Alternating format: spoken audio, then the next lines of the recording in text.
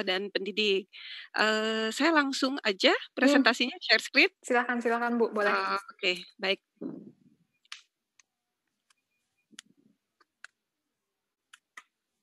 Oke, apakah sudah terlihat? Mmm. Bentar ya, Bu, masih loading kayaknya. Oke, sudah di full screen aja mungkin, Bu, biar lebih jelas ya. Ya, heeh, sudah saya full screen sekarang nih. Oke. Oke, sudah terlihat ya? Sudah. Oke, baik, saya lanjutkan. Ini, kurang lebihnya informasi tentang saya tadi sudah diinformasikan juga oleh Mbak Vera. Nanti kalau mau lebih tahu tentang saya boleh ke, Instagram saya di Waritin Coaching. Nah, kalau ingin tanya-tanya boleh juga nih kepoin, Waritin Coaching ya. Nah, hari ini saya mendapat kesempatan untuk, berbagi tentang, bagaimana peran orang tua dalam, pembelajaran daring. Jadi dalam, situasi pandemik sekarang ini, di mana kita tadi sudah disebutkan oleh Mbak Vera bahwa belajarnya itu sudah nggak tatap muka, kita melihat layar komputer, kemudian ada yang dalam jaringan, ada yang luar jaringan. Lantas apa sih peran orang tua ya?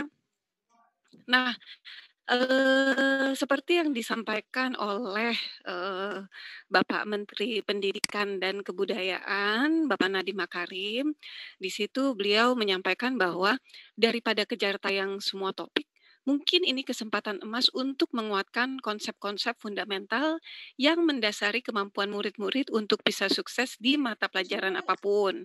Contohnya seperti di literasi, numerasi, dan pendidikan karakter. Nah, saya melihat di sini ada 2 poin penting, yaitu konsep-konsep fundamental. Fokus apa yang paling penting, yaitu fokus pada konsep dan relevan dengan kehidupan, siswa atau anak-anak. Nah, sebagai orang tua, mungkin kita mengalami bahwa, "Aduh kok, anakku banyak banget dipelajari ya," atau kalian sendiri yang mahasiswa yang sudah, mandiri belajar juga mungkin berpikir, "Waduh kok banyak banget nih bahannya." Nah, kalau misalnya kalian sudah merasa seperti itu, kalian boleh nih dipilah-pilah gitu, mana sih yang paling penting. Nah, itu bisa dijadikan untuk, prioritas utama untuk, dipelajari terlebih dahulu. Nah, kemudian yang poin berikutnya adalah tentang pendidikan karakter.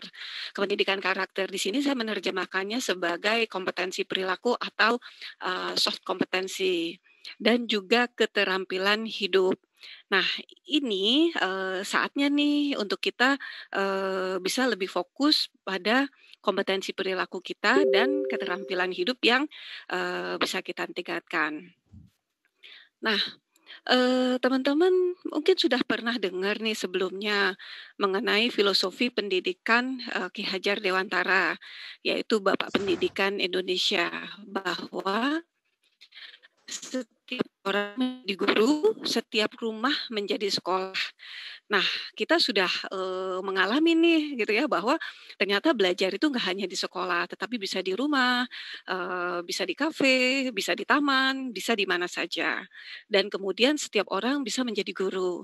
Ya, bahwa sekarang, para orang tua ini sudah, menjadi guru kita atau bahkan kakak-kakak kita ini bisa menjadi, guru untuk adik-adik. Nah, kalau sebelum pandemi, itu guru berperan sebagai wakil orang tua di sekolah. Jadi anak belajar dari jam 7 atau 7.30 atau ada yang lebih pagi lagi, ada yang sampai jam 3, jam 4, bahkan, lebih lama lagi. Nah, oleh sebab itu, anak lebih banyak menghabiskan waktunya di sekolah, sehingga, guru gitu, lebih, lebih berpengaruh terhadap, anak, karena menghabiskan waktu lebih banyak, dengan anak dibandingkan orang tua. Nah, sekarang selama pandemik ini justru terbalik nih, kita 24 jam ada di rumah. Ya mungkin sekarang, kondisi sudah sedikit membaik, kita sudah mulai, keluar rumah. Nah, selama pandemik ini, orang tua berperan sebagai wakil guru di rumah. Memang pembelajaran tetap dirancang oleh guru, tetapi hal-hal yang tidak bisa disampaikan oleh guru itu diwakilkan kepada orang tua untuk menyampaikannya di rumah. Sehingga ini adalah kesempatan yang baik gitu ya bagi orang tua dan guru untuk lebih mempererat lagi kerjasamanya. Nah, kemudian kita lihat lagi nih filosofinya Ki Hajar Dewantara. Peran orang tua kita bisa mengikuti ini, yaitu kalau bahasa Jawanya itu ing ngarso song tulodo, ing madyo mangun karso, tuturi handayani.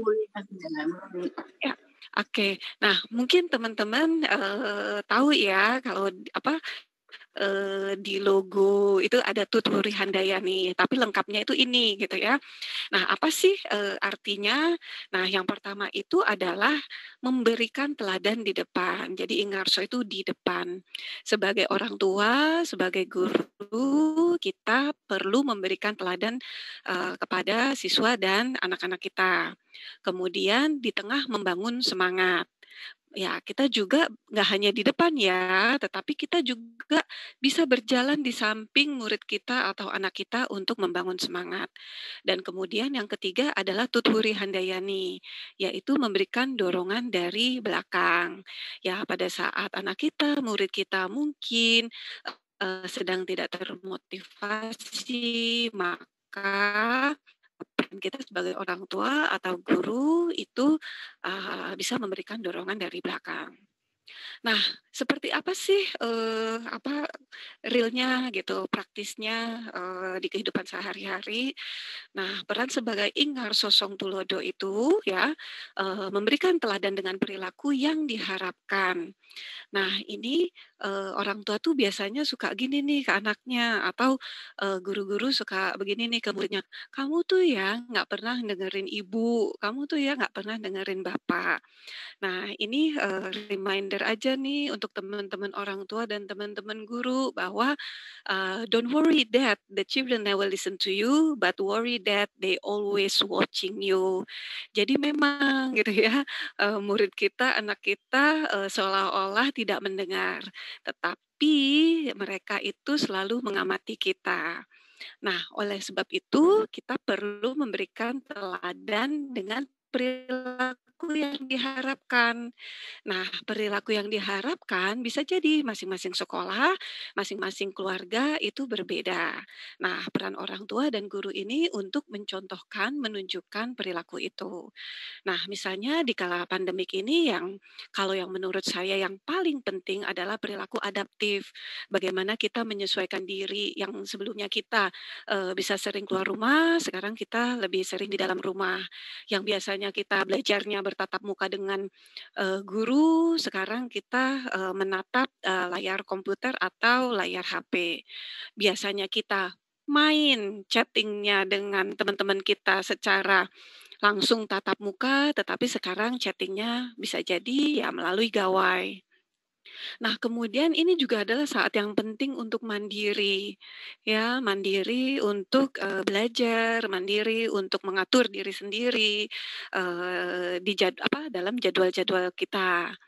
Nah, kemudian juga tekun ya, eee, bahwa kondisi pandemik ini itu menantang untuk semua orang. Tidak cuma untuk, anak-anak atau orang tua, tetapi menantang untuk semua orang.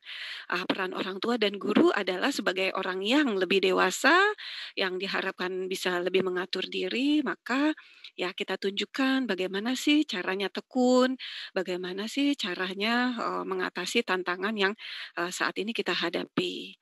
Nah, kemudian fokus pada solusi. Karena ada tantangan, pasti masalah jadi banyak. Nah, kita tidak berfokus pada masalah, tetapi kita berfokus pada solusi. Kalau misalnya internet mati, solusinya apa sih? Kalau misalnya kok kayaknya mataku capek ya ngeliat gawai terus, solusinya apa sih? Kok kayaknya pembelajarannya nggak menarik ya, solusinya apa sih? Ya. Nah, jadi orang tua dan juga guru dan siswa, juga bisa fokus pada solusi. Nah, kemudian berani mencoba. Nah, ini kan, sesuatu yang baru nih ya, pembelajaran jarak jauh ini adalah sesuatu yang baru. Nah, berani mencoba itu adalah, salah satu kunci. Salah nggak apa-apa, yang paling penting adalah kita bisa memperbaiki. Nah, kemudian komunikatif ya, karena kita 24 jam nih bareng orang tua kita gitu kan ya, bisa-bisa kita mungkin ada rasa bosan sehingga kita lebih mudah marah, lebih mudah emosi.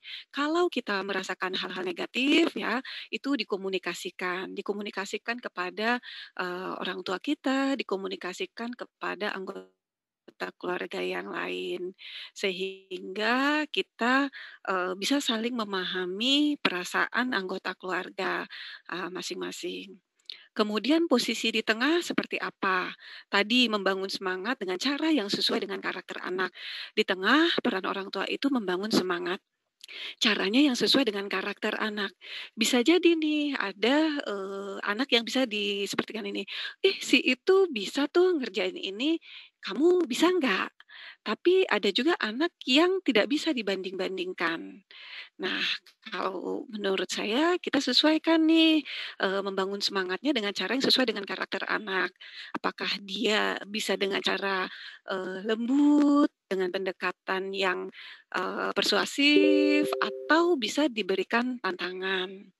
Nah, kemudian ya bisa juga sih kita berikan, seperti konsekuensi positif ya, konsekuensi positif tetapi jangan yang memberatkan. Jangan yang memberatkan itu maksudnya ya jangan yang mengeluarkan, ekstra uang.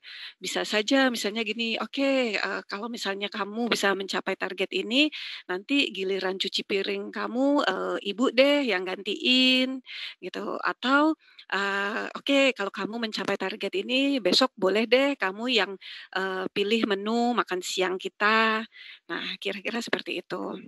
Nah kemudian, bagaimana pada saat di belakang? Yaitu memberikan dorongan atau dukungan yang diperlukan. Bagaimana caranya? Nah bisa dengan cara, memberikan, fleksibilitas. Fleksibilitas seperti apa? Nah, kalau misalnya belajarnya itu dalam jaringan, harus ada web meeting dengan guru, maka kita, perlu mematuhi itu. Tetapi untuk yang belajar mandiri, itu bisa diberikan fleksibilitas. Kalau misalnya kita targetkan, misalnya anak kita belajar itu 1 hari 2 jam, atau 1,5 jam, kita bisa tanya apakah dia memilih untuk 1,5 jam langsung atau milih 3 kali 30 menit. Kemudian waktunya juga bisa, disesuaikan mana yang nyaman untuk dia. Katakanlah misalnya, "Oh iya aku, bisa belajar setelah mandi sore, 30 menit, nanti, setelah makan malam, 1 jam bisa." Atau misalnya 30 menit setelah makan malam, nanti, pagi-pagi, sebelum web meeting lagi dengan guru 30 menit lagi. Jadi kita berikan fleksibilitas. Kemudian suasana belajar yang nyaman. Nah, suasana belajar yang nyaman yang seperti apa sih? Yang paling penting sih bersih, ya. Kemudian kalau bisa ya rapi. Tapi kadang-kadang tingkat kerapian kita, standar kerapian orang tua dengan anak itu suka berbeda. Bisa saja kita standarkan adalah yang namanya rapi itu adalah gitu, bahwa kalau kamu nyari sesuatu, kamu bisa langsung menemukannya. Jadi nggak menemukannya baru 5 menit lagi atau bahkan 1 jam lagi. Nah, kemudian juga bisa bertanya nih pada anak gitu ya, "Kamu perlu bantuan apa dari bapak dan ibu?" Nah, nanti bisa didiskusikan lagi, gitu. Oke, nah kira-kira seperti itu, dari saya sebagai penutup adalah, teman-teman bisa jadi sudah pernah mendengar ini nih, bahwa kata krisis itu kalau dalam karakter, Cina itu terdiri dari kata, danger dan opportunity. Nah, kalau misalnya pandemik ini bisa kita katakan sebagai krisis, maka, krisis ini bisa kita jadikan kesempatan, ya. Jadi mari kita jadikan pandemik ini sebagai kesempatan bagi kita untuk meningkatkan kualitas hubungan kita dengan keluarga. Karena selama pandemik ini kita lebih sering, lebih lama kumpul dengan keluarga. Jadi saatnya kita untuk meningkatkan kualitas hubungan kita dengan orang tua kita, dengan kakak kita, adik kita, pasangan kita gitu ya, semua yang ada di, rumah. Dan kemudian belajar keterampilan hidup. Selain tadi kompetensi perilaku yang sudah saya sebutkan, keterampilan hidup ini, karena setahu saya ini kan, pada saat pandemik ini, asisten rumah tangga banyak yang, dipulangkan. Nah, sehingga pekerjaan rumah ini perlu dibagi-bagi nih. Gitu ya. Jadi, bagi anak-anak bisa nih mulai belajar, oke bagaimana sih, mencuci piring yang bersih dan, tidak berminyak. Nah, bisa mulai belajar bagaimana cara merawat tanaman, atau keterampilan-keterampilan lainnya. Itu kira-kira Mbak Vera dari saya. Oke, baik. Terima kasih banyak Bu Ari atas sharing-nya. Menarik sekali ya, walaupun waktunya singkat, tapi cukup jelas gitu ya, jelas dan mudah dipahami gitu ya. Jadi kalau dari tadi saya perhatikan, Bu Ari juga ada menjelaskan bahwa mungkin sebagai seorang tua harus ada sebuah pengertian juga kepada anak-anak kita gitu ya. Nggak cuma jangan dimarah-marahin terus mentang-mentang di sekolah, mentang-mentang di rumah bisa diawasin terus gitu ya, tapi tetap harus ada pengertian juga seperti itu. Oke, terima kasih banyak Ibu Wari atas penjelasannya. Kita langsung lanjut aja. Selanjutnya, saya ingin mengundang yaitu ada Ibu Maya, yaitu Young Feminine Coach, Lecturer, dan Author, untuk bisa memperkenalkan diri dan juga bisa presentasi singkat. Silakan Bu Maya. Baik, terima kasih Vera dan semua teman-teman, rekan-rekan panelis dan semua peserta Techminar pada siang hari ini. Saya Maya Yazi, saya adalah seorang dosen psikologi komunikasi, penulis buku, coach, dan saat ini saya sedang menyelesaikan S3 psikologi. Tadi saya lihat ada mahasiswa dari UPI YAI ya, saya adalah mahasiswa S3 di YAI psikologi. Baik, saya akan langsung share screen. Harapannya dalam 10 menit saya ingin berbagi apa yang sudah saya pelajari dan praktekkan untuk teman-teman semua. Bagaimana supaya kita bisa enjoy dan happy dalam era digitalisasi pendidikan ini. Jadi saya akan mulai dengan satu cerita. Kita lihat sebenarnya kondisi saat ini bisa ada dua respon gitu ya. Ada orang yang selalu melihat situasi apapun sebagai satu musibah, tapi ada orang yang dengan kondisi yang sama bisa melihat itu sebagai sesuatu yang indah gitu ya, sebagai satu kesempatan indah. Seperti yang tadi Ibu Wari sudah katakan. Jadi ini sebagai kesempatan berharga. Ada juga yang di digitalisasi pendidikan ini senang banget, karena ini saatnya begadang, nggak usah bangun pagi, khususnya yang masih kuliah ya. Lalu ini saatnya bebas, apalagi kalau online kan nggak usah tampilin wajah nih, contohnya ya. Tapi justru ada yang mungkin mengambil kesempatan untuk curi start. Ini adalah kesempatan berharga. Saya kebut ketika teman-teman lain mungkin lagi santai berleha-leha, ini saya mau kebut supaya saya kualitasnya cepat naik, khususnya dalam sampai akhir tahun ini. Nah, jadi sekarang kita semua sama. Kita seperti lagi berjalan di atas tali, di bawah ada lejang.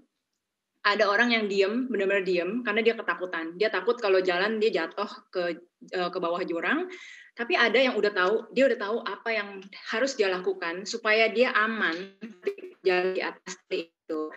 Dia mau capai. Nah, jadi kita semua sama, kita belajar menerima kenyataan hidup bahwa segala sesuatu terus berubah. Kita tidak usah terikat dengan perubahan itu sendiri, dan kita fokus dengan tujuan kita.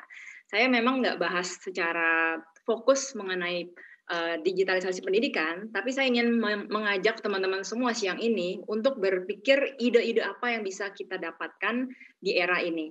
Nah, semua ada 3 elemen. Jadi semua kuncinya ada di pikiran. Nah, ketika pikiran kita baik, emosi kita baik, otomatis perilaku kita baik. Nah, saya akan kasih satu contoh. Nah, jadi ini adalah formula untuk berpikir yang bisa diterapkan dalam segala macam. Termasuk bagaimana supaya kita tidak menjadi bucin, misalkan ya. Saya suka banget membahas topik bucin. Karena di era digitalisasi pendidikan ini, salah satu efek yang muncul adalah bermunculan bucin-bucin. ya, mulai haus kasih sayang, nggak punya teman, lalu mulai putus dengan pacarnya, kemudian di rumah seperti ada di penjara. Tapi kita lihat dari contoh yang saya berikan ini, yang sebelah kiri adalah player yang selalu menganggap dirinya adalah korban. Yang kanan adalah player yang selalu happy. Situasinya sama, yaitu C, circumstances, digitalisasi pendidikan. T itu adalah pikiran. Yang sebelah kiri, dia akan berpikir, saya tuh tidak paham teknologi, masa depan saya suram. Tapi yang kanan berpikir, ini kesempatan belajar yang seru banget, masa depan saya tuh cerah. Nah, feeling adalah F. Nah, akibatnya yang sebelah kiri, karena pikirannya adalah selalu berpikir masa depan suram, akhirnya perasaannya selalu bosen, nggak ada semangat, bangun tidur rasanya tuh nggak ada tenaga gitu ya, padahal udah tidur berjam-jam. Nah, sebelah kanan, setiap kali pagi alarm bunyi selalu bangun dengan ceria karena tahu apa yang mau dicapai.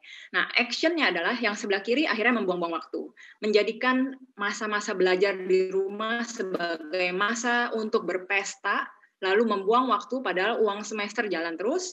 Yang sebelah kanan upgrade diri. Jadi dia tahu batasannya kapan boleh main, kapan perlu belajar dan bikin tugas.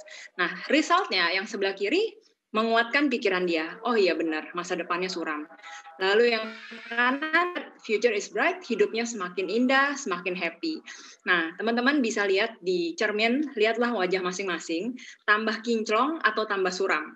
Kalau yang melihat wajah sendiri kok tambah suram ya, kulit saya makin berantakan, saatnya ganti pikiran dengan pikiran yang baru.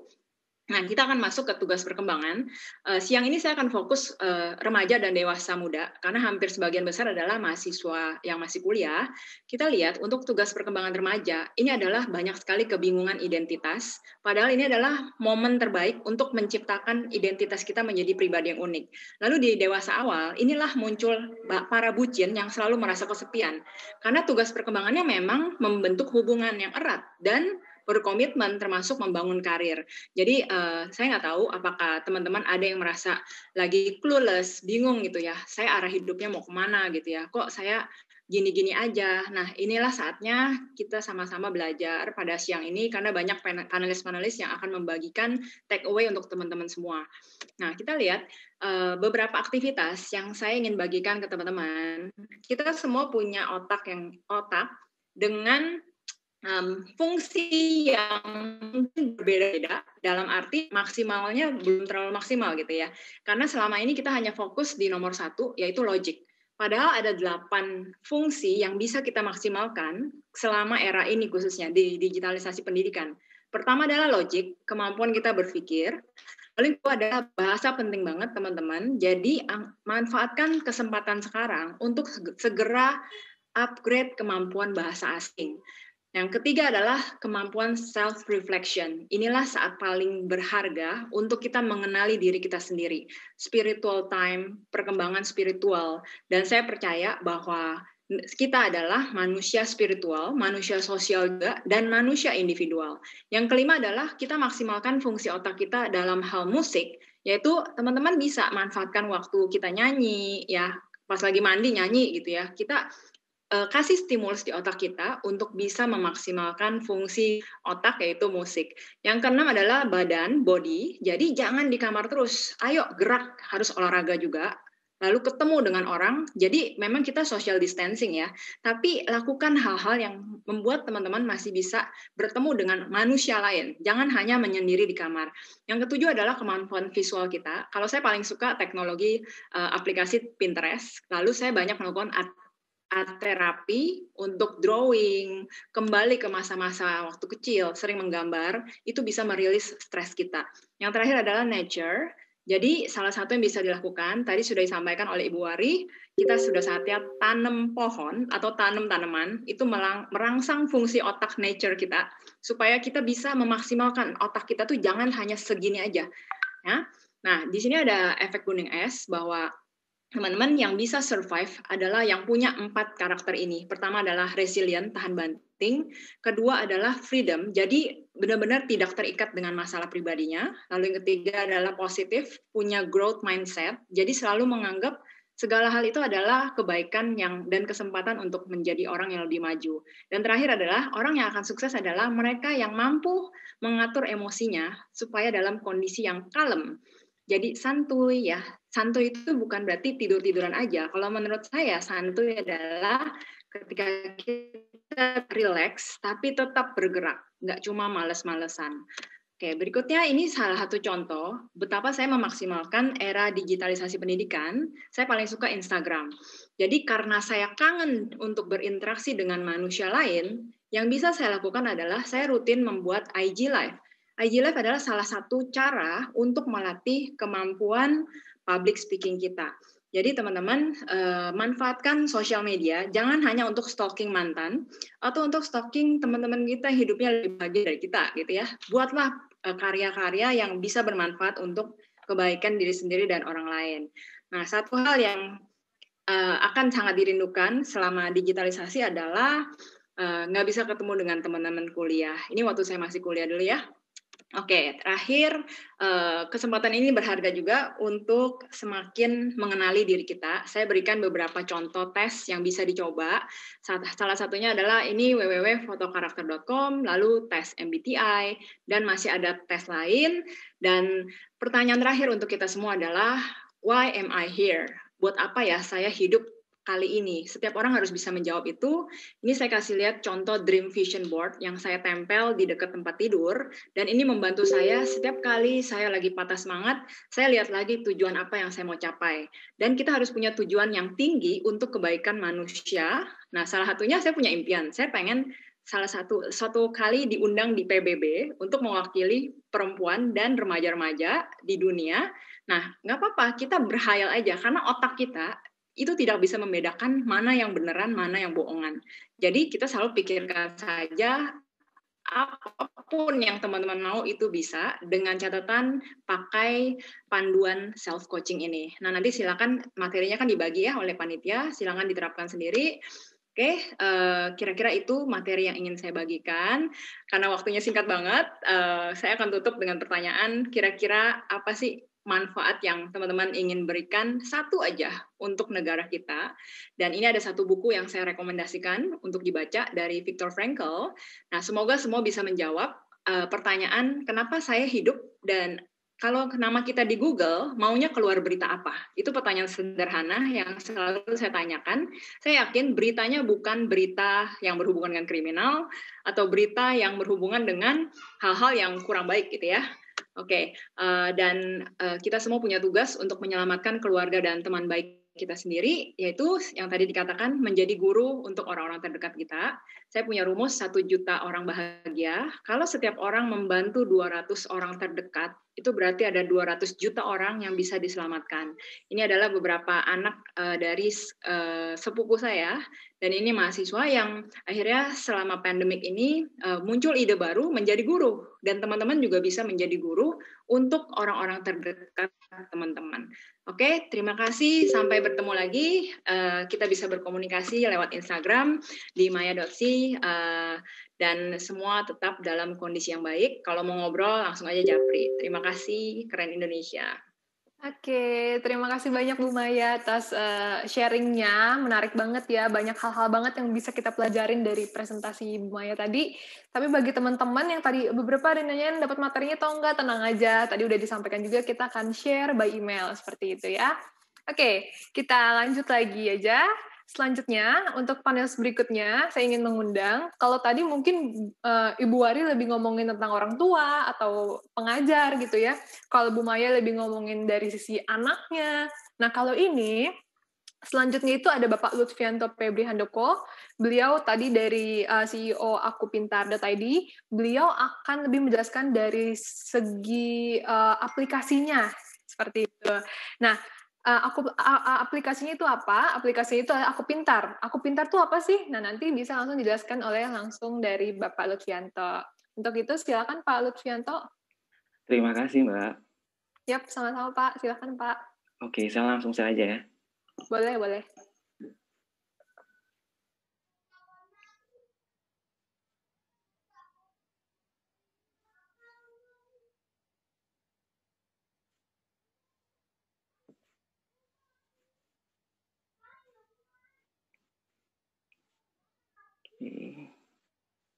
Sudah masuk ya, Mbak ya? Oke, sudah Pak. Tinggal di full screen aja. Oke. Gitu. Selamat siang semuanya. Yang Pasti ini jam-jam yang ngantuk banget sih biasanya kalau bagi para karyawan, bagi para pelajar. Ini jam-jam yang setelah makan siang, jam-jam tidur siang. Jadi mungkin biar suasananya lebih cair, monggo buat teman-teman lebih dirilekskan aja. Jadi perkenalkan aku Febri dari Aku Pintar, selaku CEO sekaligus co-founder. Dan nanti bakalan bercerita sih sebenarnya kalau tadi dari Ibu Wari, Ibu Maya itu kan dari sisi psikologi anak, psikologi orang tua. Kalau dari saya akan menjelaskan sebenarnya temanya hari ini, yaitu digitalisasi pendidikan, yaitu aplikasi yang tengah kami bangun, yaitu platform Aku Pintar. Oke, sebenarnya Aku Pintar sendiri berangkat dari beberapa permasalahan. Tentunya teman-teman di luar sana udah tahu dong beberapa permasalahan di Indonesia. Dan saya mencoba membreakdown aja dari beberapa permasalahan yang menurut saya itu concern kami dan itu layak buat kami selesaikan. Permasalahan pertama ini adalah mismatching, di mana sebenarnya kenapa Aku Pintar hadir adalah ternyata banyak banget loh orang-orang yang merasa dirinya salah jurusan. Orang-orang bahkan kalau dari datanya sendiri dari IDF, Indonesian Development Forum, menyebutkan lebih dari 87% pelajar dan mahasiswa di Indonesia merasa salah jurusan. Dan tentunya di sini kalau kita ngomong salah jurusan, banyak banget istilahnya variabel yang mempengaruhi. Dan permasalahan selanjutnya adalah bagaimana ternyata rendahnya kualitas dan kuantitas dari sisi SDM di kita. Terbukti 71,7% lulusan dari perguruan tinggi itu ketika bekerjanya ini nggak linear nih sama pendidikannya. Datanya ada, nanti teman-teman bisa cek langsung di internet. Dan ini ya karena Indonesia ini negara kepulauan, pulau kita begitu banyak, tidak seperti Singapura atau beberapa negara yang hanya satu daratan, kita terpisahkan oleh lautan yang cukup luas. Di sini kita banyak sekali kesulitan akses pendidikan. Di mana kalau kita bisa jabarkan di sini pendidikan yang cukup susah diakses adalah daerah 3T, yaitu terdepan, terluar, dan tertinggal. Dan mungkin satu-satu ketika saya memecahkan permasalahan pertama ini, teman-teman, ternyata dulu saya tadi dibacakan CV saya adalah S1 Teknik Kimia. Saya sarjana Teknik Kimia di ITS. Di mana teknik kimia ya mungkin teman-teman bisa bayangkan itu mempelajari molekul, belajar tentang proses engineer dan yang lain-lain. Tapi yang jadi permasalahan adalah, dan itu menjadi ide saya, ketika saya lulus, ketika saya wisuda, saya nggak passion untuk bekerja di industri ini.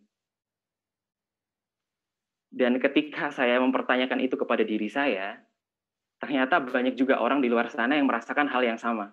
Banyak alumni seperti saya di teknik kimia, misal, atau jurusan yang lain, bekerjanya di bank, bekerjanya di sales, dan lain sebagainya.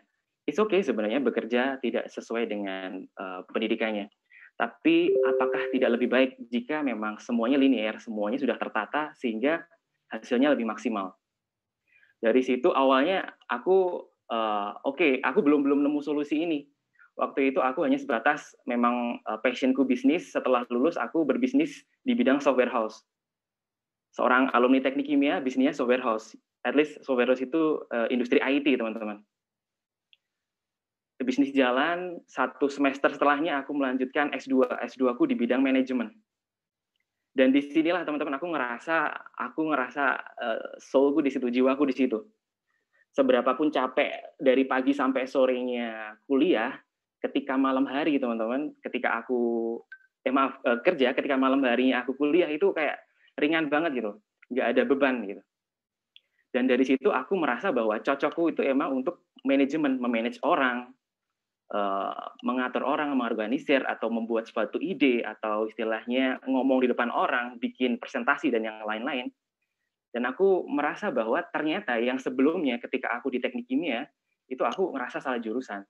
Dan akhirnya aku ketemu tuh sama data ini dari IDF ini. Dan ketika aku cross-check, beberapa teman-teman, beberapa kolega yang lain ternyata hal seperti ini sudah terjadi dari waktu ke waktu. Istilahnya udah cukup lama lah. Nah ini akhirnya menggugah saya pribadi dan tim untuk sepertinya harus ada nih suatu platform yang bisa menganalisa ini, menganalisa kalau tadi dari Ibu Wari menyebutkan bahwa kadang terkait masalah karakter itu masih banyak loh yang krisis karakter. Anak yang nggak tahu passionnya di mana, potensinya itu apa sih sebenarnya, kemampuannya di mana. Kalau dari Bu Maya tadi bilang bahwa kadang anak-anak sering dibanding-bandingkan, padahal setiap anak punya kemampuan yang berbeda. Dan di sini ada beberapa solusi yang kami jawab, dan semuanya ada dalam platform kami, mulai untuk pemetaan minat bakat, at least talent mapping, kita bantu anak-anak untuk memahami potensi dirinya sampai nanti di jenjang karirnya, lalu bagaimana untuk belajar online-nya, bahkan kita juga ada platform tersendiri di luar Aku Pintar untuk siswa, yaitu untuk sekolah, untuk guru, untuk konselor, untuk kampus, terutama ini juga kita bikinkan. Dan permasalahan untuk masalah daerah-daerah yang terluar, terdepan dan tertinggal, biasanya kita bantu dari sisi finansial, di mana kami memiliki beberapa fitur seperti dana pintar, beasiswa pintar, dan ada beberapa juga kita ada menggandeng vendor di bidang fintech. Inilah solusi yang Aku Pintar wujudkan untuk digitalisasi pendidikan. Kami tahu dan kami yakin bahwa semua itu berasal dari dalam diri kita gitu. Ketika kita ingin maju, kita ingin melihat suatu potensi itu ya yang harus dilihat sebenarnya kita potensinya di mana gitu. Sebagian besar kalau mungkin di bilang edutech, mesti sebagian besar kalian menganggap bahwa kami mirip dengan misal Ruang Guru, Zenius dengan yang lain. Sebenarnya kami sangat berbeda teman-teman. Kami bergerak dari ujung ke ujung dalam artian bagaimana mulai pengenalan diri sampai nanti ini anak bisa melanjutkan ke jenjang selanjutnya. Event itu di SMA Setara maupun di kampusnya. Jadi dari sini kami ada beberapa assessment dan ini semuanya free teman-teman. Kami perbantukan ini untuk seluruh pelajar Indonesia. Mulai dari ada personality assessment, tes kepribadian untuk mengenali potensi diri. Semuanya online dan bukan hanya assessment dari sisi psikologikal aja, kita menggabungkannya dengan namanya machine learning teman-teman. Jadi kita mempelajari praktiknya orang, habitnya orang ketika bersosial media maupun di dunia maya. Lalu tes kemampuan ini tadi yang sedikit disinggung sama Bu Maya. Dan ini juga yang menjadi request dari Kementerian Pendidikan dan Kebudayaan untuk dihadirkan. Lalu ada tes penjurusan sendiri, kita ada untuk membantu nih, jangan sampai anak-anak salah jurusan. Ada counseling room, kita membantu anak-anak untuk curhat. Di sini kadang kita curhat menjadi sesuatu komoditi yang terkadang orang menganggapnya sepele ya. Curhat bisa sama siapa aja, cuma kadang privacy, solusi, kadang ketika curhat sama orang nggak dapat solusi malah dapat masalah selanjutnya biasanya. Nah disitulah kami membantu untuk ada tes konseling. Lalu ada sisi kampus, kita ada beberapa platform untuk kampus. Ada 1.900 kampusan yang ada di platform kami. Ada belajar ini kita mengkombinasikan ekosistem belajar, baik itu metode beberapa, daring, dalam jaringan, luring, luar jaringan, blended learning, kita bantu anak-anak dan Bapak Ibu guru untuk belajar bersama. Dan bantuan pintar ini kita membantu sisi finansial dari sisi anak maupun sisi orang tua ketika kesulitan nih untuk higher education-nya dia. Ini beberapa hal yang akhirnya membuat kami cukup optimis ketika tahun lalu kami di launching di Kemendikbud bersama Bapak Menteri. Jadi ini beberapa hal yang kami sajikan sebenarnya yang menjadi uniqueness kami, di mana memang belum ada sih sejauh ini platform yang mengkombinasikan bagaimana mulai pengenalan diri, pembelajaran, pengenalan karir, bahkan untuk membantu si anak istilahnya dari sisi finansial dalam satu platform. Dan kami membantu nih sisi kampus terlengkap. Jadi setiap kampus nanti bisa mengelola akunnya di tempat kami. Lalu untuk pembelajaran dan yang lain-lain. Maaf, terskip.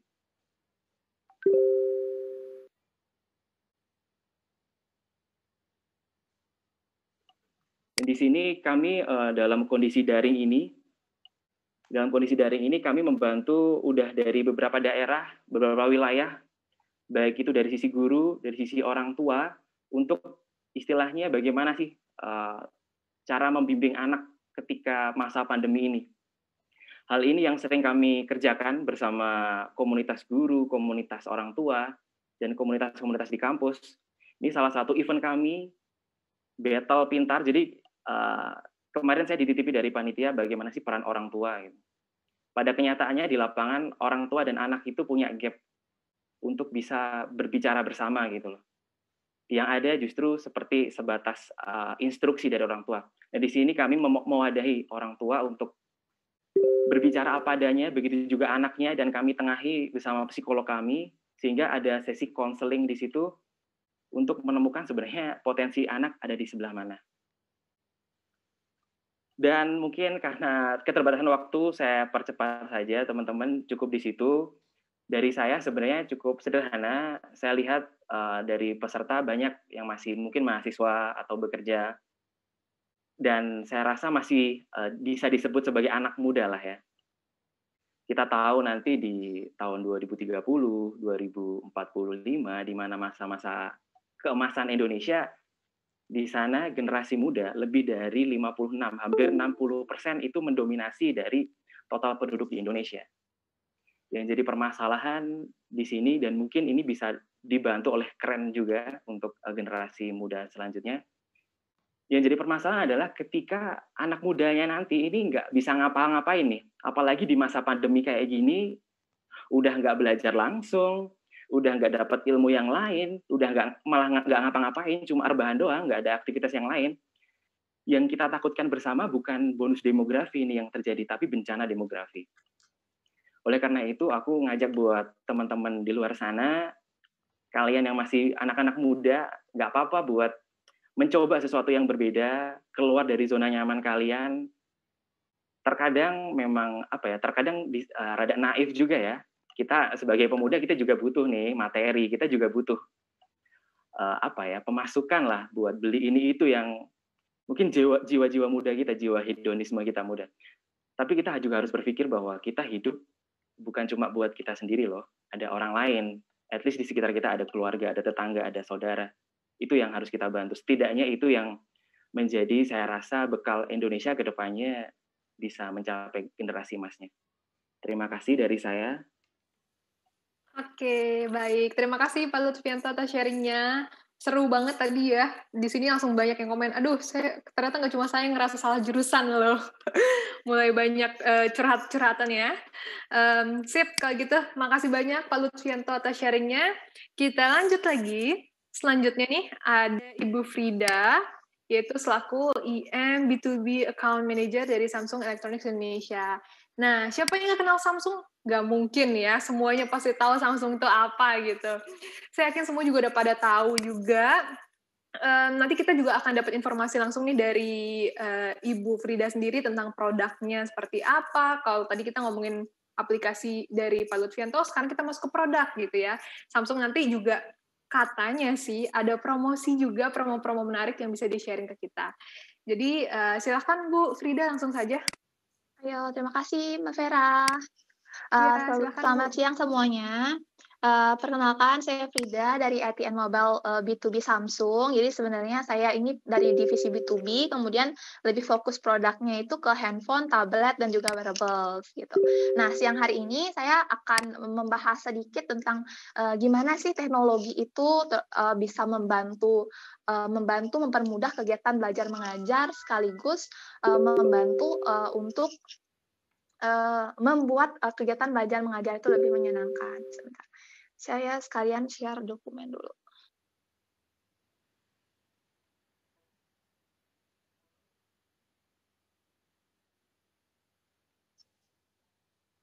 Bentar.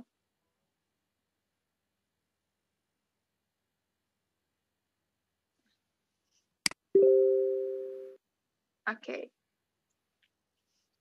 Nah, kalau dilihat ke belakang sih ini kayak banyak banget yang berubah saat ini. Kalau dulu kayak zaman saya masih SD, SMP gitu, dulu kayak absennya itu masih manual gitu kan, kayak absen aja bisa 30 menit padahal jam pelajarannya itu cuman sejam, 1,5 jam gitu. Kemudian dari yang zaman dulu tuh guru metode mengajarnya tuh lebih banyak guru menjelaskan di depan, memberikan tugas gitu. Jadi kesannya metode pembelajarannya itu kurang bervariasi kalau zaman dahulu. Kemudian dari segi guru juga ada pain point-nya yang kalau zaman dulu kalau ujian kan kita menggunakan kertas gitu. Ujian nasional terutama nanti murid itu harus mengumpulkan ujiannya, kemudian guru harus memeriksa semua atau tumpukan jawaban dari siswa, dan itu memakan waktu yang cukup banyak. Padahal sebenarnya apabila itu bisa di otomasi menggunakan ke teknologi, itu tuh waktu guru tuh bisa dialokasikan untuk hal-hal yang lebih bermanfaat, misalnya memikirkan metode belajar mengajar yang lebih efektif, atau enggak ada mungkin beberapa di kelas siswa-siswa yang ketinggalan dari segi nilai untuk beberapa mata pelajaran. Nah, waktu guru itu akan lebih bermanfaat menurut saya digunakan untuk memikirkan gimana sih caranya mengembangkan atau membantu anak yang kurang ini agar bisa lebih berkembang dari segi pelajaran tertentu kayak gitu. Jadi zaman dahulu waktu zaman masih ada teknologi itu menurut saya kita mengajarkannya semua serba manual, kayak misalnya lagi belajar saya mau nyari satu pelajaran satu topik gitu di buku, saya harus buka Glindex dulu baru habis itu buka halamannya segala macam, itu takes time banget. Nah, sedangkan sekarang dengan adanya teknologi itu banyak banget yang dibantu. Salah satunya sekarang tuh udah mulai ngetren adanya learning management system. Learning management system ini seperti mungkin Google Classroom gitu yang familiar dengan itu. Nah, itu tuh bisa membantu kegiatan belajar mengajar. Jadi misalnya guru tuh bisa sharing materi pembelajarannya melalui LMS itu, kemudian siswa bisa mendownloadnya, kemudian mengupload tugas-tugasnya di sana, kemudian ada fitur untuk diskusi juga di sana, kemudian dari absen gitu juga bisa melalui sistem, jadi tidak perlu manual lagi. Kalaupun manual biasanya di lembar absen guru mungkin harus input lagi ke laptop. Nah, kalau misalnya sudah dibantu dengan teknologi, ya istilahnya tugas guru jadi lebih mudah gitu. Kemudian sekarang itu juga udah banyak banget interaktif konten yang ada di internet seperti YouTube, Instagram, ada juga podcast yang bisa menjadi sumber materi atau pembelajaran dari siswa atas bimbingan dari guru dan juga orang tua. Kemudian ada online test juga. Nah, saya sendiri merasakan manfaat merasakan dulu online test ini karena kebetulan waktu kuliah saya ngambil online course di mana semua ujiannya tuh saya melakukannya secara online gitu. Untuk pilihan ganda nih, misalnya untuk pilihan ganda, ketika saya selesai menjawab itu udah langsung muncul nih nilainya gitu. Namun kalau misalnya ada esai, ya itu harus diperiksa manual oleh guru. Namun kan itu sendiri menurut saya udah cukup meringankan beban dari guru untuk memeriksa tugas-tugas dari siswa yang menumpuk. Belum lagi kalau guru itu harus handle beberapa kelas gitu kan. Kebayang banget capeknya untuk memeriksa tugas-tugas siswa gitu. Tapi dengan teknologi ini tugas guru pun dimudahkan menurut saya gitu. Dan selain itu kita bisa hemat kertas juga nih. Kita bisa mengurangi penggunaan kertas dengan menerapkan sistem online ini gitu. Kemudian yang dulunya kita belajarnya itu tatap muka, face to face di kelas, karena pembelajaran jarak jauh ini kita nggak bisa ke sekolah, sekarang difasilitasi oleh video conference seperti Zoom, Google Meet, dan segala macam. Di sana pun guru-guru bisa sebenarnya untuk mengajar seperti kelas dengan menggunakan fitur share screen, kemudian langsung menulis pada note misalnya. Kalau misalnya menggunakan Samsung, ya produk Samsung, kita ada beberapa tipe tablet dan juga handphone yang menggunakan Samsung S Pen-nya, jadi bisa coret-coret layaknya coret-coret di papan gitu. Itu akan sangat bermanfaat menurut saya ketika ada materi yang sedikit kompleks, yang agak kompleks, yang perlu dijelaskan dengan coret-coret kayak gitu. Nah, tadi juga yang dijelaskan oleh Mas Lutfi itu ada Aku Pintar, itu juga sangat membantu banget. Yang paling menarik menurut saya tadi adalah fitur konselingnya gitu, karena itu tuh bisa membantu anak-anak yang bingung nih, saya bingung mau milih jurusan apa gitu misalnya, atau nggak bingung dengan mata pelajaran tertentu, bisa discuss atau curhat dengan orang yang lebih berpengalaman gitu. Nah, Samsung juga nggak mau kalah nih, gini. Sekarang saya akan memutarkan sebuah video yang mendeskripsikan gimana sih Samsung ini bisa membantu mempermudah kegiatan belajar mengajar dan juga bantu membuat kegiatan belajar itu mungkin jadi lebih menarik. Gitu. Oke, dari tim Keren boleh minta bantuannya?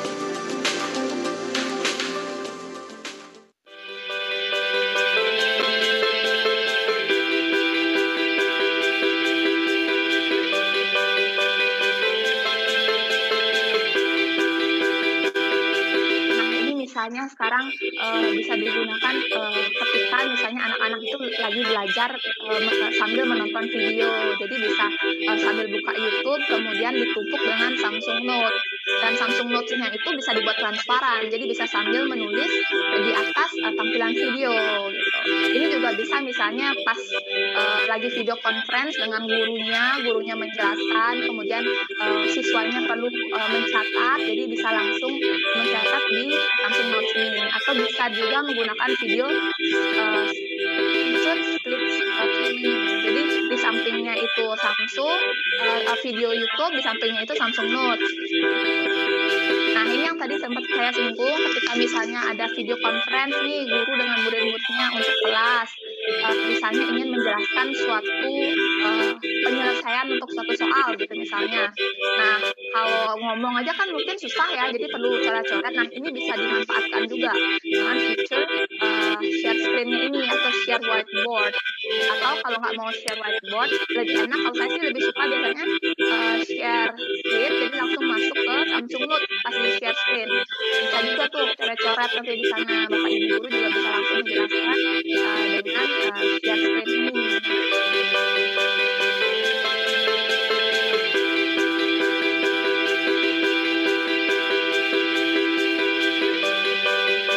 Misalnya menemukan materi yang menarik di internet, bisa juga di-share melalui Zoom ini nanti di kelas, ditunjukin ke siswa, oh ini ada materi menarik.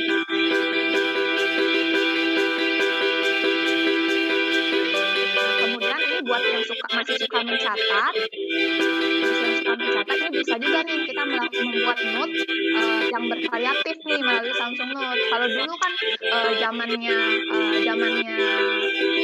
belum ada teknologi ini, kita kalau mau tulisan warna-warni kita beli buku, kemudian beli pensil atau bolpen yang berwarna gitu kan, warna-warni. Nah, kalau zaman ini cuma perlu satu tablet dan juga satu S Pen, nanti warnanya bisa disesuaikan. Kalau ada salah pun ini gampang dihapusnya, nggak kayak dulu kita harus info dulu, tapi hasilnya juga setelah disitu tulisannya kurang bagus jadinya. Ini contohnya misalnya kalau mau nyatet itu bisa seperti itu. Ini layaknya mencatat di atas buku. Dan semua catatan-catatan kita bisa disimpan di Samsung Notes ini. Nah, ini kalau misalnya kadang-kadang kan kalau saya itu mencatat judulnya tuh saya bedain warnanya gitu biar ada yang di highlight. Nah, ini juga bisa dilakukan seperti itu. Kita bisa pilih sendiri warna yang mau kita pakai. Kemudian nanti disimpannya itu bisa dibuat folder per mata pelajaran di Samsung Notes. Nah, kemudian yang tadi yang saya jelasin misalnya kita lagi mau nyari kata tertentu nih di buku. Kalau di buku cetak kan kita harus buka indeks dulu baru cari-cari. Nah, kalau misalnya kita menggunakan e-book itu kan udah tinggal di search aja nih katanya langsung muncul nanti gitu. Dan ini juga ini saya menggunakan Samsung Notes 20. Jadi ini tuh menurut saya sangat membantu ketika ingin membaca gitu atau mempelajari hal-hal penting. Jadi bisa di-highlight langsung tuh dari Samsung Notes-nya. Atau ini mungkin untuk dosen atau guru yang dimana muridnya mengirimkan tugas dalam bentuk PDF, jadi langsung bisa diberikan feedback melihat respon. Nah, misalnya kayak ini nih, kita lihat oh yang mana nih yang perlu diimprove, kemudian disimpan lagi dalam bentuk PDF, kemudian dikirimkan langsung ke email siswa, jadi untuk direvisi oleh dia kayak gitu.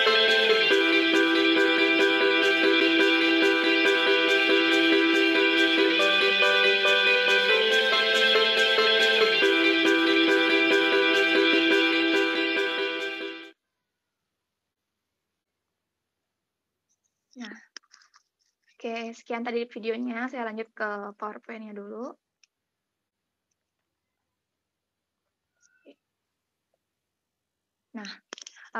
Nah, tadi sekian dengan PowerPoint-nya. Ini seperti yang tadi Mbak Vera sempat sebutkan juga, ini kami juga lagi ada special offer untuk education, khusus untuk siswa dan ataupun guru yang lagi membutuhkan perangkat untuk mendukung kegiatan belajar mengajar di rumah. Nah, apabila ada yang tertarik, bisa klik aja link yang sudah saya cantumkan di sana, nanti bisa difoto atau di screenshot mungkin, nanti bisa langsung mendapatkan penawaran ini. Penawaran menarik banget menurut saya, ada gimmick juga gitu. Ini mungkin bisa di screenshot atau di foto aja, atau mungkin nanti dari tim kalian juga mengirimkan PPT-nya ke peserta. Nah, apabila ada yang mungkin ingin ditanyakan atau didiskusikan lebih lanjut, mungkin bisa menghubungi saya melalui email berikut. Kalau mau ada Instagram juga boleh @ayu_frida, tapi ini saya nggak cantumkan di sini.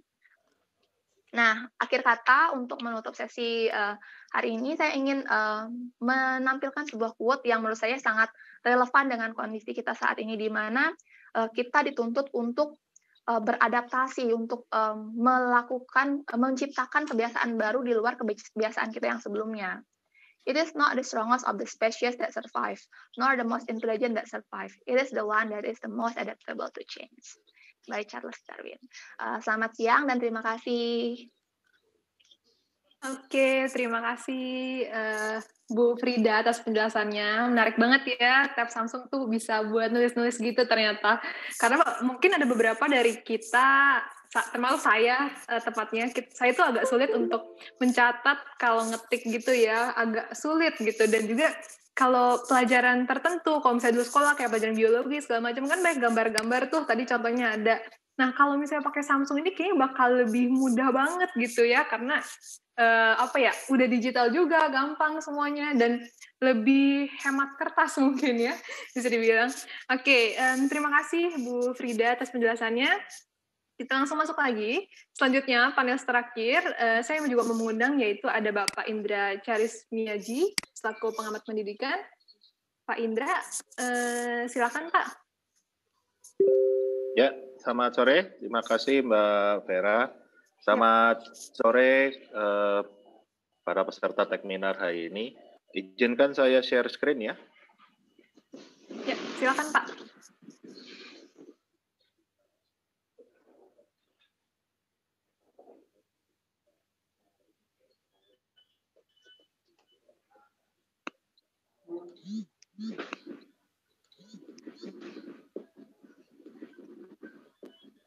Sudah terlihat screen-nya? Yep, sudah Pak. Oke, saya dapat waktu berapa menit nih, Mbak Vera? 10 sampai 15 menit ya, Pak ya. 10 sampai.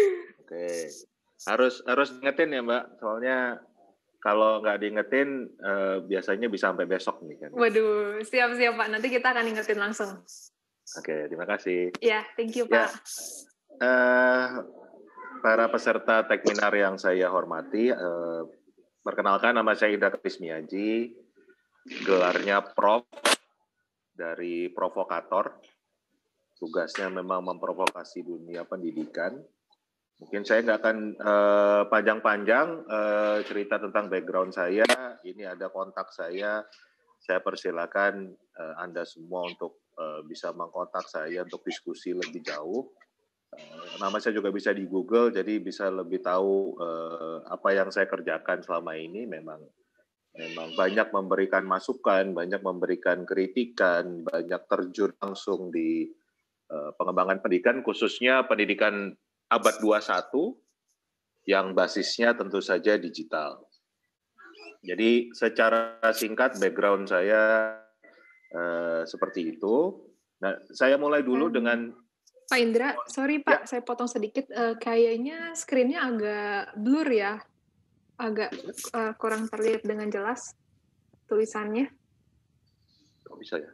Bentar.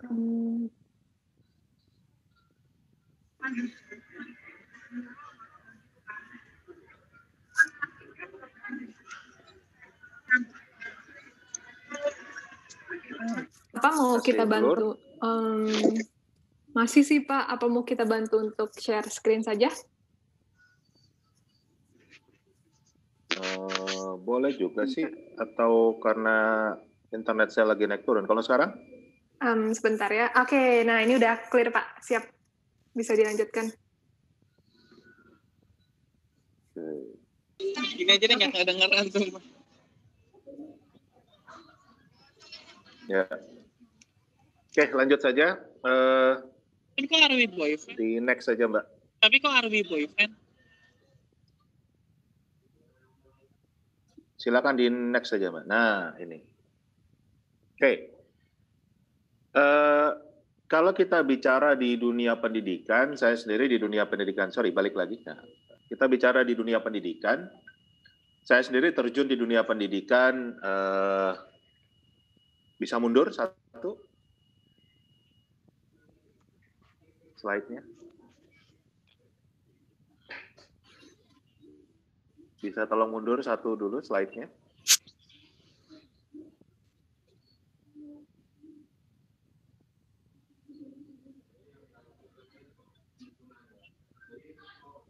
Nah, ini. Oke, stop ya di sini ya.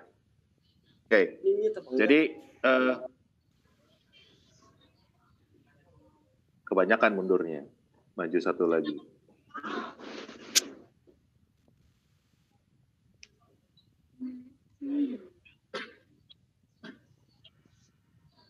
Bisa maju? Satu lagi.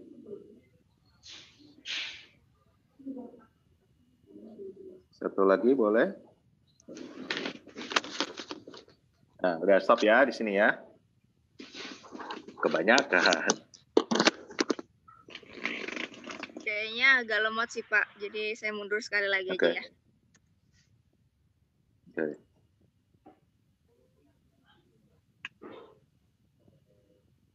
Oke, jadi pada dasarnya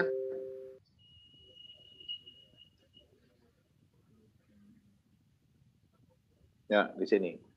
Saya sendiri terjun di dunia pendidikan di Indonesia sejak tahun 2002 dan saya mendorong terus untuk pemanfaatan teknologi dalam dunia pendidikan. Tapi coba kita lihat, ini adalah satu tulisan salah seorang tokoh pendidikan di Indonesia yang punya sekolah swasta yang cukup terkenal. Dan beliau menulis ini beberapa bulan sebelum pandemi COVID-19 itu terjadi. Beliau, dan pandangan seperti ini tidak hanya beliau, banyak sekali orang-orang pendidikan yang memiliki pandangan yang sama. Beliau menulis sekolah anti gadget. Di sini dengan pandangan beliau melihat kalau yang namanya gadget pegawai itu lebih banyak sisi negatifnya daripada sisi positifnya. Tapi kalau sekarang setelah pandemi ini ada sekolah yang pakai gadget, ya pasti nggak ada pembelajaran sama sekali kan begitu. Nah, buat saya sendiri pandangan-pandangan ini cukup menarik buat saya. Kenapa? Karena kalau kita melihat ini kan eranya disebut dengan era industri 4.0, era digital. Tahun 2020 ini saja kalau kita mau bekerja sebagai seorang tukang pijit, seorang tukang ojek, seorang cleaning service, tukang bersih-bersih, sepertinya kita butuh gadget. Dan pekerjaannya bukan pekerjaan yang membutuhkan gelar kesarjanaan, nggak butuh sekolah tinggi-tinggi, tapi untuk mereka bekerja saja butuh gadget. Nah, ini kan agak kontradiksi, ya kan? Kalau ada lembaga-lembaga pendidikan, ada para pendidik, ada tokoh-tokoh pendidikan, termasuk juga para orang tua yang melihat gadget itu adalah suatu hal yang negatif. Padahal tadi kita bicara eranya sudah era gadget kan. Nah, ini yang sebetulnya membuat Indonesia itu betapa gagapnya masuk ke era PJJ ini. Nah, mindset atau paradigma banyak orang pendidikan sendiri masih anti terhadap gadget. Nah, padahal eranya sudah era digital. Bisa maju Mbak, next.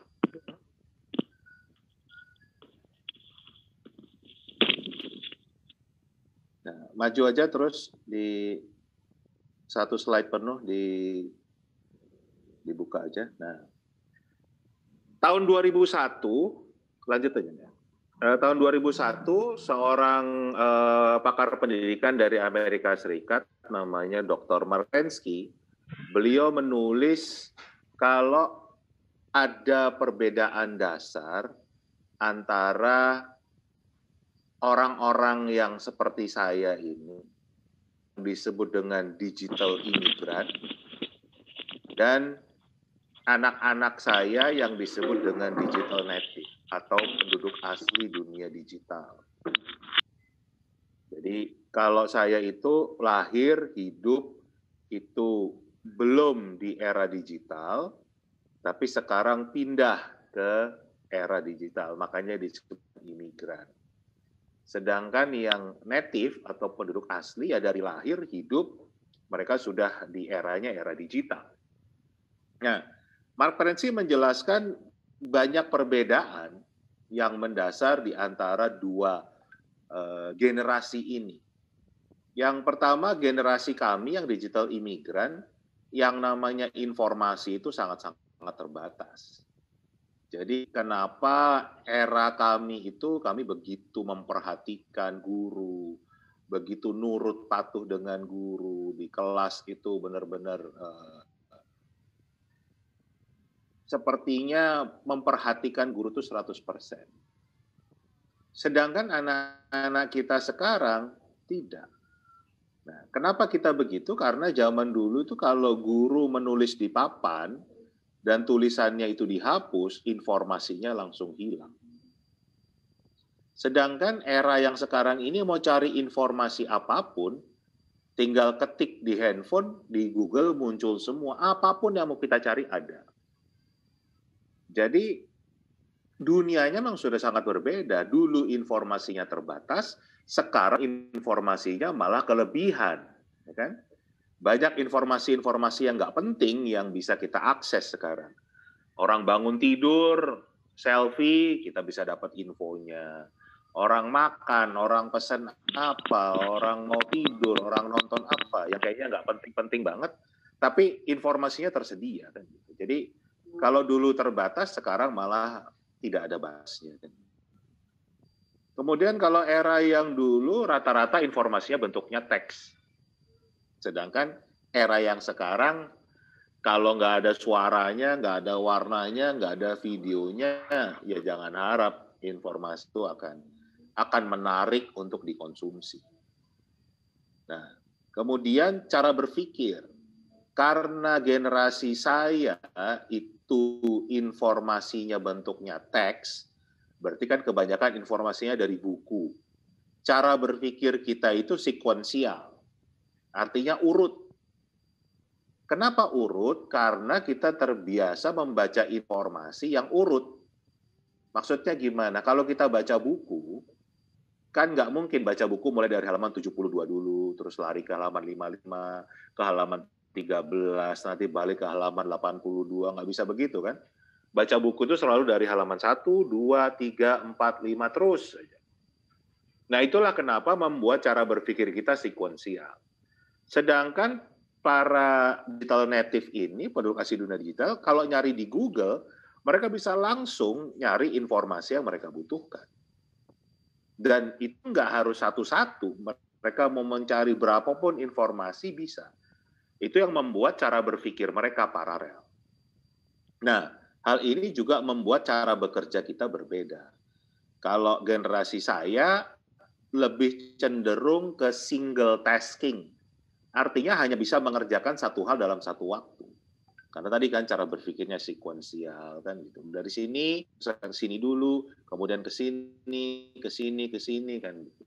Sedangkan generasi digital native sudah terbiasa dengan multitasking. Nah, di sini saya nggak berbicara mana yang lebih baik ya. Di sini hanya menunjukkan memang ini dua generasi yang berbeda.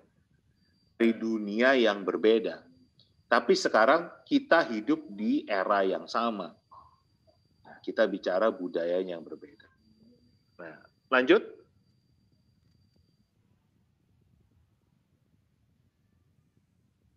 Bisa lanjut, Mbak? Nah, tadi saya katakan kita di era industri 4.0 ya.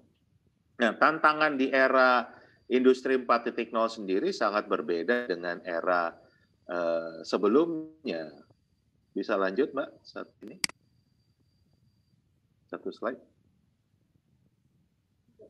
Oke, nah, nggak apa-apa, dibuka aja semua slide-nya. Nah, jadi, ada beberapa dokumen yang sering dijadikan referensi. Kebanyakan. Mundur satu aja. Ada beberapa dokumen yang sering dijadikan referensi untuk menunjukkan tantangan di era industri 4.0. Yang pertama, kalau kita lihat yang dokumen sebelah kiri, itu datangnya disusun oleh McKinsey Global Institute. Tahun 2017, mereka mengestimasi di tahun 2030, ada sekitar 75 sampai 375 juta manusia yang harus berganti pekerjaan. Kenapa? Karena ada 400 sampai 800 juta pekerjaan manusia yang akan digantikan oleh mesin, akan digantikan oleh teknologi, akan digantikan oleh robot. Kita lihat sekarang udah nggak ada lagi pekerjaan sebagai penjaga pintu tol misalnya. Nggak ada lagi pekerjaan sebagai tukang ketik kan. Nah, ini akan semakin banyak pekerjaan manusia yang akan digantikan oleh teknologi. Jadi kalau tadi ada yang bertanya mengenai jurusan, nah ini juga kita jangan berkecil hati kita bicara tentang takut salah jurusan. Bahkan bisa jadi jurusan yang Anda pelajari saat ini di masa yang akan datang udah nggak dipakai lagi. Itu yang harus kita perhatikan. Dan kita lihat di dokumen berikut, ini dari Institute of Museum and Library Services, dikatakan di abad 20 itu rata-rata manusia itu tidak pernah berganti pekerjaan. Ataupun kalau berganti pekerjaan itu hanya 2 kali seumur hidup. Lulus jadi guru, pensiun jadi guru. Lulus jadi tentara, mungkin pensiun jadi... Lulus jadi dokter, pensiun jadi dokter. Itu era abad 20. Tapi di abad 21, manusia yang hidup di abad 21 ini akan berganti pekerjaan 11 kali. Suatu lonjakan yang luar biasa kan, dari tidak pernah berganti pekerjaan ke berganti pekerjaan 10 sampai 15 kali. Jadi kalau tadi Anda bertanya mengenai jurusan, jangan kecil hati karena Anda pun bisa jadi harus berganti pekerjaan, berganti profesi 10 sampai 15 kali. Ini estimasi dari Departemen Tenaga Kerja Amerika Serikat yang dibuat tahun 2004. Nah, dengan kondisi ini tentunya bedanya kalau di era saya dulu abad ke-20 itu cukup menguasai satu hal karena kita nggak pernah berganti pekerjaan.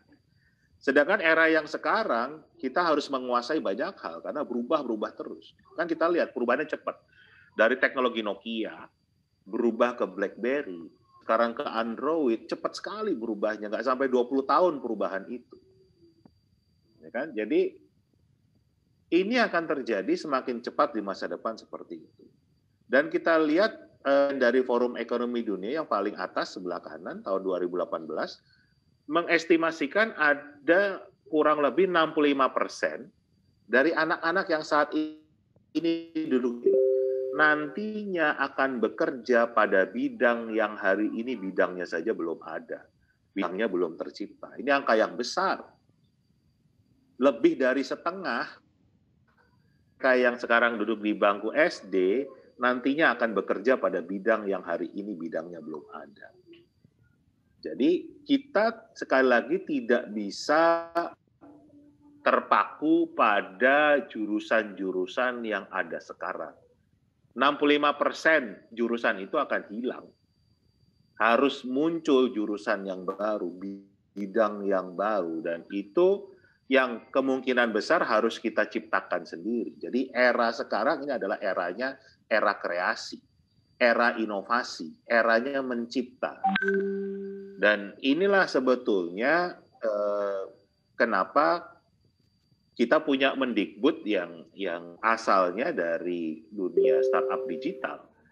Karena desain SDM unggul itu sebetulnya yang seperti Mas Menteri, yang bukan mencari kerja, tetapi mencipta kerja, kan begitu. Jadi sepertinya Pak Jokowi, Presiden kita, mengambil cara berpikir yang seperti itu. Kita harus butuh orang-orang yang mencipta kerja, bukan yang mencari kerja.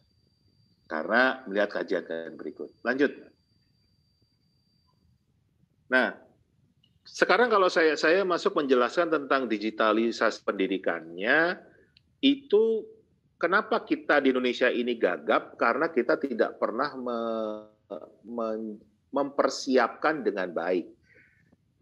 Dalam masuk ke digitalisasi pendidikan itu harus ada framework-nya, dan saya menyebutnya framework-nya 3I. I-nya itu apa saja?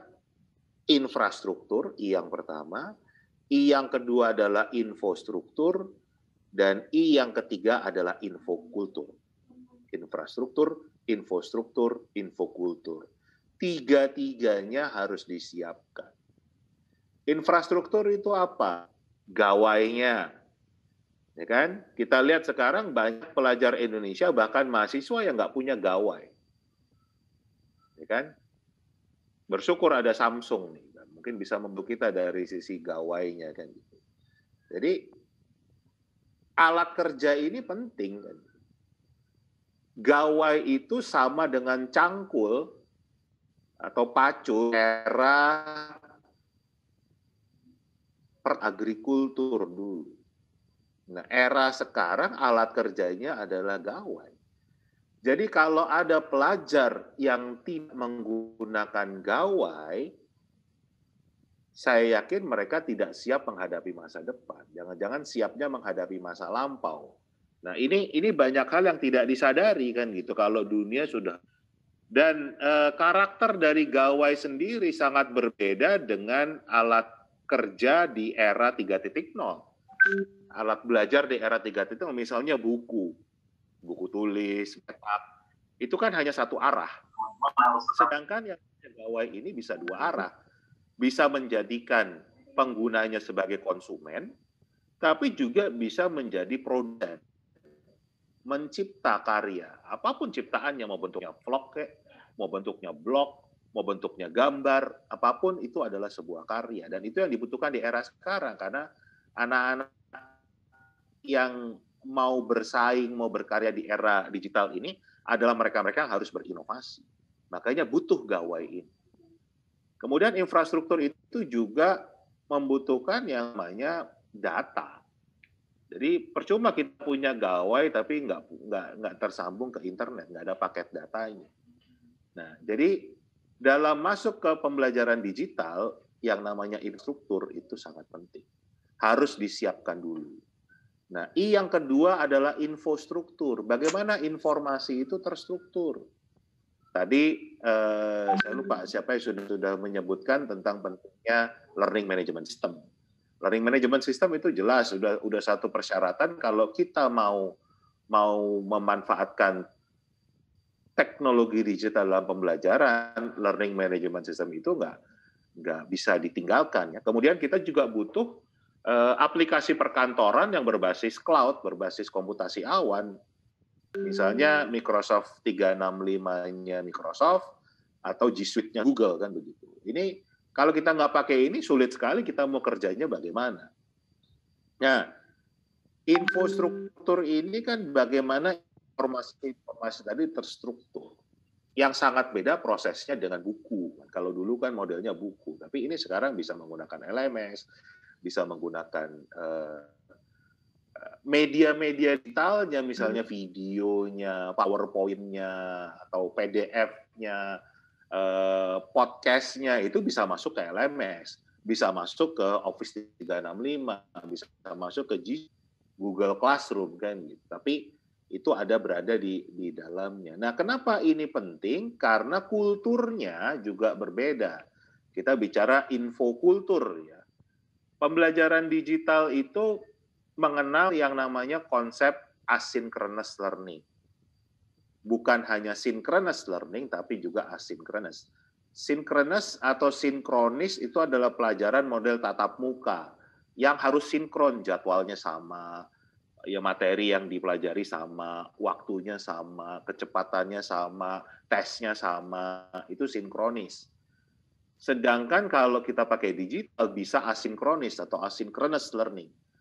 Saya mau belajarnya jam 7 pagi, teman sekelas saya mau belajarnya jam 10 malam, bisa. Kita nggak harus bareng-bareng, tapi kita sama-sama belajar. Nah, karena konsep di pembelajaran digital ini bisa anytime, anywhere, any device. Nah, jadi inilah kulturnya, dan di Indonesia terus terang tiga-tiganya tidak disiapkan dengan baik. Jadi kalau kita bicara di level mahasiswa sendiri, saya mengalami beberapa kali membantu beberapa perguruan tinggi itu menjalankan proses belajar yang basisnya digital. Berapa kali sempat didemo loh oleh mahasiswa. Kenapa? Karena kulturnya belum siap. Mereka biasa belajar yang model SKS, sistem kebut semalam, ya kan? Banyak yang nggak belajar tapi taunya nilai ujiannya bagus karena posisi menentukan prestasi. Kalau digital udah nggak bisa lagi seperti itu. Kenapa? Karena semua jejak digitalnya itu terekam. Siapa yang belajar, siapa yang tidak, berapa lama belajarnya, apa yang dipelajari, semua terdata. Jadi kita dalam mensukseskan pelajaran bahasa digital, 3 hal ini yang harus disiapkan. Infrastruktur, infostruktur, infokultur. Nah, kalau di negara tetangga kita, di Singapura, itu ICT Master Plan-nya negara yang sekecil ini sudah disiapkan dari tahun 97. Dan sekarang sudah masuk fase keempat. Nah, kita masih fase ke-0 nih, belum berjalan sama sekali. Jadi ini yang bisa kita siapkan. Next. Saya tinggal punya waktu 1 menit, jadi saya akan menjelaskan, bisa lanjut, Mbak? Nah, kalau kita bicara menghadapi tantangan tersebut, yang harus disiapkan, bisa mundur 1.